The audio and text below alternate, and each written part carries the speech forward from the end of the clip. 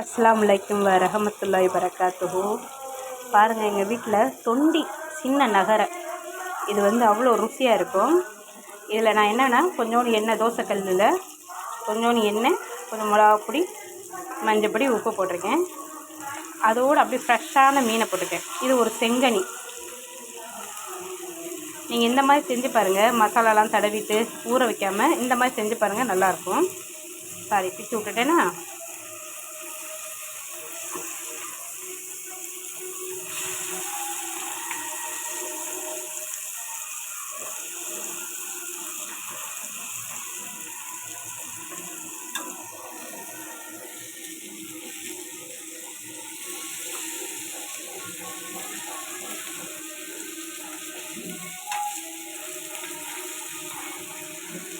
இதில் உப்பு, உரப்பு எல்லாமே இறங்கிடும். எனக்கு இந்த டேஸ்ட் ரொம்ப பிடிக்கும்.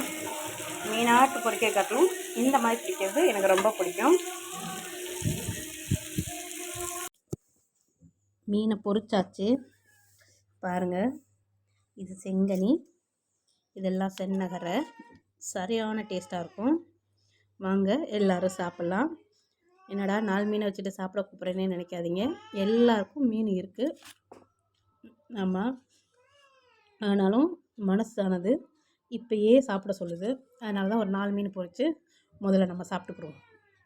நம்ம நல்லா இருந்தால் தான் பிள்ளைய, புருஷன் எல்லாத்தையும் பார்க்க முடியும். அதனால தான் வாங்க சாப்பிட்லாம்.